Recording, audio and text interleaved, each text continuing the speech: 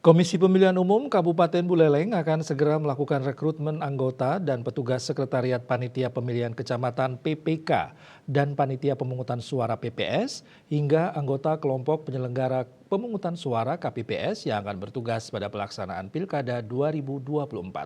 Perekrutan ini dimulai dari 17 April mendatang. Ketua KPU Kabupaten Buleleng Komang Dudi Udiana menjelaskan pelaksanaan pilkada serentak kali ini, KPU akan kembali melakukan perekrutan badan ad hoc yang akan bertugas. Hanya saja untuk proses rekrutmen badan ad hoc itu, KPU Buleleng saat ini masih menunggu petunjuk teknis Juknis dari KPU RI.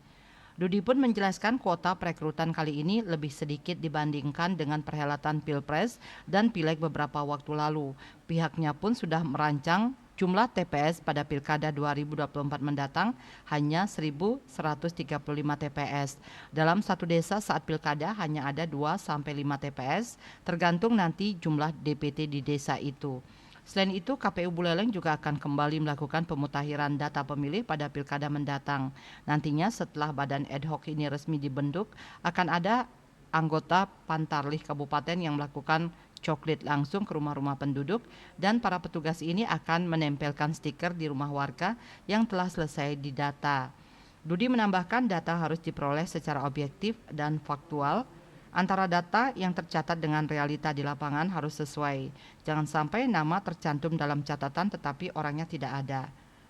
Nyoman Yuda Bali Pos melaporkan.